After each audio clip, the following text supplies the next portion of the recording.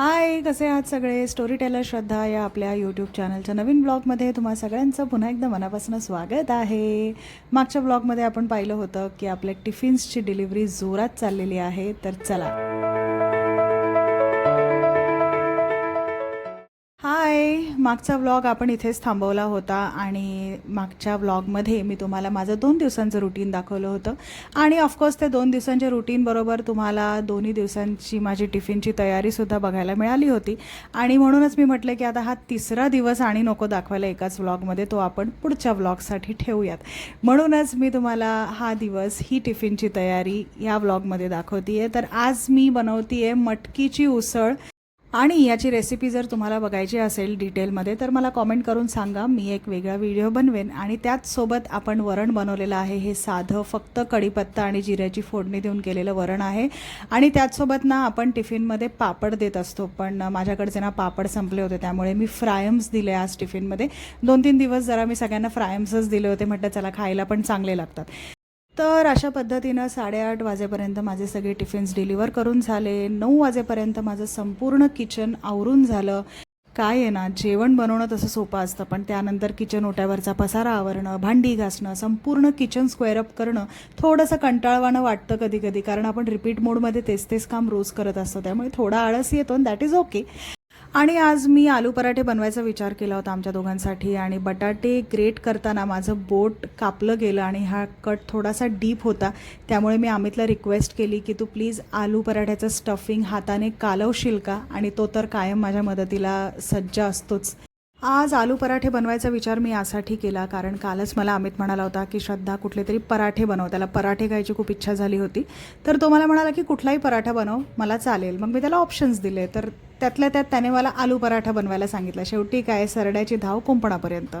आवडून लोकांना आलू पराठे सगळ्यात जास्त आवडतात, म्हटलं चला आज आलू पराठे बनवूयात आपण. मग आज मी टिफिन फक्त कस्टमर्ससाठीच बनवला. एरवी मी काय करते, जेवण जरा जास्त प्रमाणात बनवते जेणेकरून ते टिफिनमध्ये पण जातं आणि आमच्या दोघांसाठी सुद्धा उरतं. पण आज मी जेवण कमी बनवलं कारण मला आज आलू पराठे बनवायचे होते. आणि तुम्हाला जर या आलू पराठ्यांची रेसिपी हवी असेल, म्हणजे माझ्या पद्धतीने जर तुम्हाला आलू पराठे बनवायला आवडणार असतील तर मला कॉमेंट करून नक्की सांगा, मी याची रेसिपी बनवेन. बऱ्याच बायकांचे आलू पराठे बनवताना म्हणजे लाटताना फाटतात आणि बऱ्याचदा ते फुगतही नाहीत, असं होतं. तर माझंही आधी असं व्हायचं, पण मग मी काही टिप्स अँड ट्रिक्स वापरायला सुरुवात केली आणि त्यानंतरपासून माझे आलू पराठे असे मस्त टम्म फुगतात आणि लाटताना फाटतसुद्धा नाहीत. तर तुम्हाला जर ह्याची प्रॉपर रेसिपी हवी असेल, सगळे टिप्स अँड ट्रिक्ससुद्धा हवे असतील तर मला कॉमेंट करून सांगा. मला खूप आवडेल याच्यावरती एक व्हिडिओ बनवायला.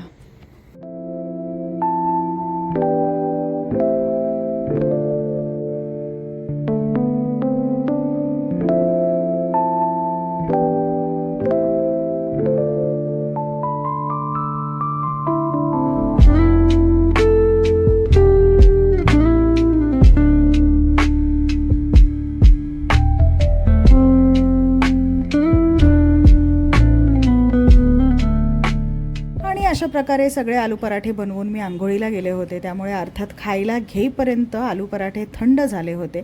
त्यामुळे मी पुन्हा तव्यावरती सगळे पराठे गरम केले, कारण मला आणि अमितला ना असे जरा क्रिस्पी केलेले आलू पराठे खायला आवडतात. आणि हे बघा, घरातले जितके सॉसेस शिल्लक होते ते सगळे काढले होते मी आलू पराठ्यासोबत खाण्यासाठी, जेणेकरून ते संपून जातील, कारण ते फ्रीजमध्ये ठेवून आपण एरवी तर कधी खात नाही, मग ते तसेच राहतात. कमीत कमी अशा वेळेला तरी खाल्ले जातात, म्हणून मी ते सगळे काढलेले बाहेर. आणि आलू पराठे गेल्यामुळे ना घरातले बटाटे संपले होते, त्यामुळे मी अमितला सांगितलेलं मार्केटमधून बटाटे घेऊन ये, आणि तो ना मोजून 3 बटाटे घेऊन आला आणि ते सुद्धा वेगवेगळ्या साईजचे. म्हणजे हा एक एवढा मोठा जम्बो बटाटा त्याने आणला आहे, त्यानंतर हा एक असा नॉर्मल मीडियम साईजचा बटाटा आणला आहे विच इज ओके, आणि हा एकदम छोटासा बटाटा आणला आहे. आणि ही आहे दुसऱ्या दिवशीची सकाळ. सकाळचे 6 वाजलेत. सकाळी उठल्याच मी कॅमेरा ऑन केला होता. म्हटलं आपण नेहमी किचनमध्ये एंटर केल्यावरती कॅमेरा ऑन करतो, तर आज उठल्या आपण कॅमेरा ऑन करूयात आणि सकाळचे पण काही थोडेफार रिच्युअल्स आपण दाखवू शकतो, शूट करू शकतो, म्हणूनच हा सगळा खटाटोप.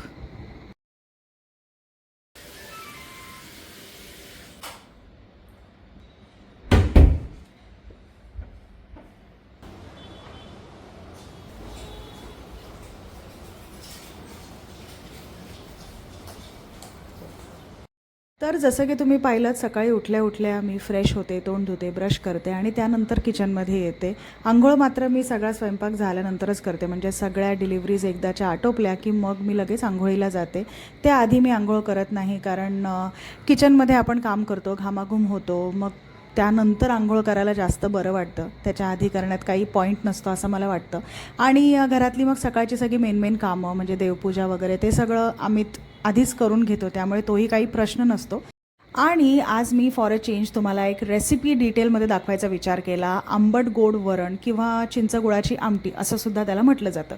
तर कढईमध्ये आधी थोडंसं तेल घालायचं, त्यामध्ये जिरं, मोहरी, हिंग, कढीपत्ता, हिरवी मिरची आणि लसणाची फोडणी घालायची. त्यामध्ये टोमॅटो घालायचा आणि टोमॅटो चांगला शिजला की त्यामध्ये हळद, लाल तिखट, गोडा मसाला आणि धण्याची पूड हे सगळं आपल्या हिशोबाने आपण घालू शकतो. आणि मग या फोडणीमध्ये शिजवलेली डाळ घालायची. आता इथे आज मी मुगाची डाळ वापरते आहे, कारण माझ्याकडची तुरीची डाळ संपली होती.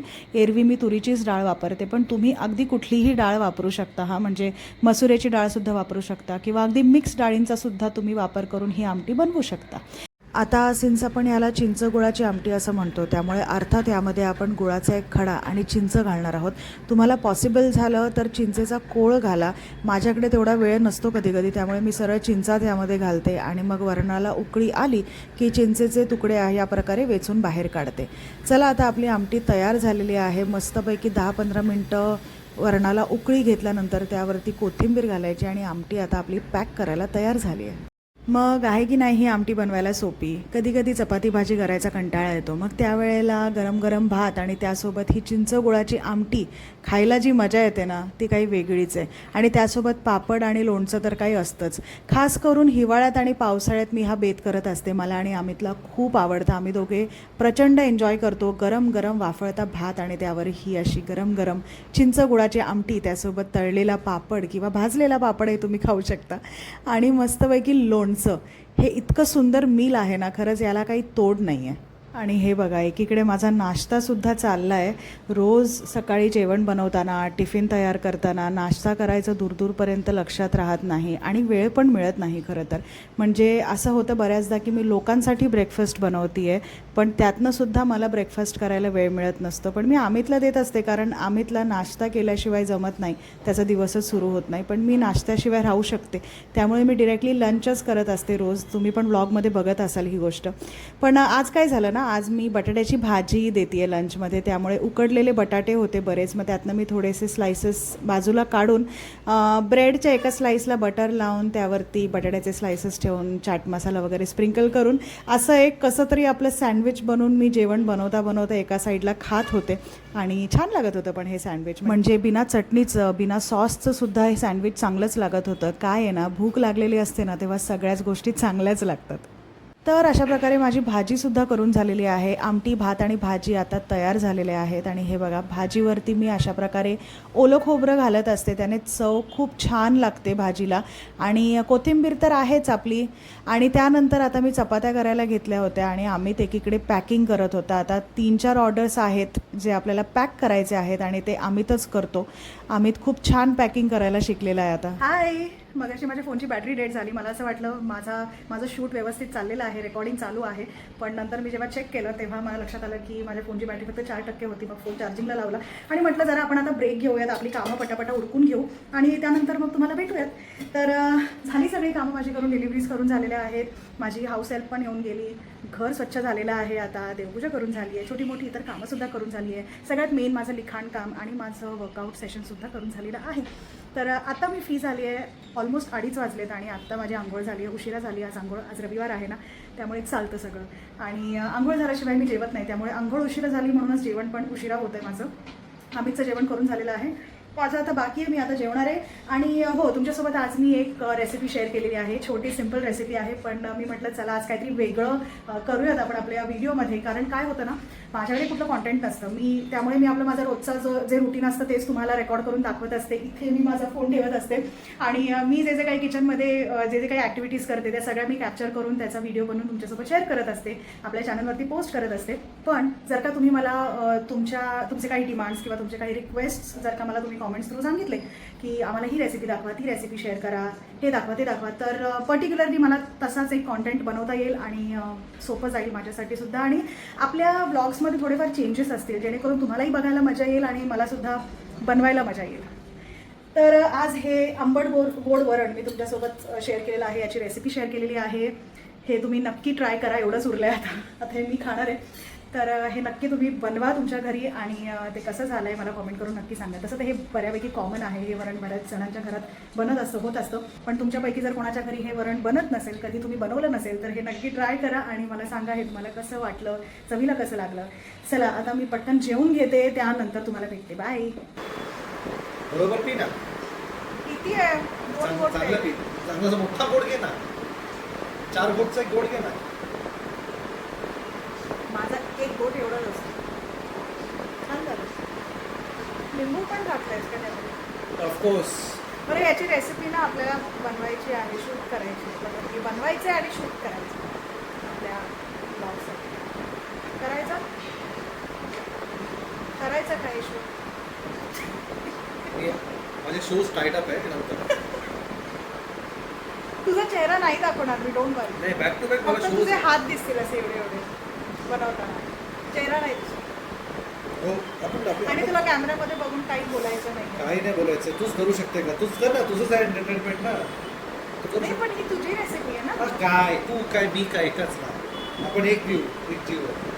माझी रेसिपी मध्ये मी कुठला काय पण शिकून आलो का रेसिपी. पाहिलं ना तुम्ही, मी अमितला नुसतं म्हटलं की तो जे ड्रिंक्स बनवतो त्याची रेसिपी आपल्याला शूट करायची आहे, तर करूयात का असं विचारल्यावर लगेचच त्याला टेन्शन आलं, प्रेशर आलं त्याला. तो अजिबात कॅमेरा फ्रेंडली नाही आहे. खूप ऑकवर्ड होतो उलट तो कॅमेरासमोर आला की. बऱ्याचदा असं होतं की मी कुठली तरी रेसिपी शूट केलेली असेल आपल्या व्हिडिओसाठी आणि मुद्दाम व्हिडिओमध्ये दाखवण्यासाठी मी त्याला सांगते की एक घास खा आणि मला रिव्ह्यू दे तुझा, तर ते सुद्धा त्याला नीट देता येत नाही. तो खूप असा ऑकवर्ड होऊन जातो आणि जेव्हा मग मी कॅमेरा फायनली बंद करते तेव्हा तो मला नॅचरली सांगतो की हे खूप छान झालं, याच्यामध्ये असं आहे तसं आहे आणि अगदी डिटेलमध्ये ती डिश कशी झाली आहे हे तो मला अगदी सांगतो. आणि तेव्हा मी त्याला बोलते, अरे मग हेच तुला कॅमेऱ्यामध्ये बोलायचं असतं. तर तो म्हणतो मला जमत नाही का, मला खूप ऑकवर्ड होतो, कॅमेरा समोर आलं की मला ऑकवर्ड होतं. त्यामुळे आता हे जरा अवघड आहे त्याच्याकडनं रेसिपी शूट करून घेणं, पण मी नक्कीच करून घेणार आहे. त्याला थोडं कम्फर्टेबल करावं लागेल मला. आणि आता वाजले संध्याकाळचे 8 आणि तुम्ही बघू शकता माझ्या ताटामध्ये काय आहे ते. आज आहे सॅटर्डे नाईट, त्यामुळे आम्ही मस्तपैकी मूवीचा प्लॅन केला घरी बसल्या बसल्या. आणि अमितने मला आधीच सांगितलं होतं काहीही जेवायला बनवू नकोस, मी बाहेरनं ऑर्डर करतो. मग त्याने मस्तपैकी बर्गर, फ्रेंच फ्राईज वगैरे बऱ्याच गोष्टी ऑर्डर केल्या होत्या आणि हाच होता आमचा आजचा डिनर. असे मोमेंट्स आम्हाला दोघांना एकमेकांबरोबर घालवायला प्रचंड आवडतात कुठेही बाहेर जाण्यापेक्षा. आणि त्यासोबतच आम्ही मस्तपैकी आईस्क्रीमसुद्धा एन्जॉय केलेला आहे. चला आता भेटूयात आपण पुढच्या ब्लॉगमध्ये. तोपर्यंत काळजी घ्या. बाय.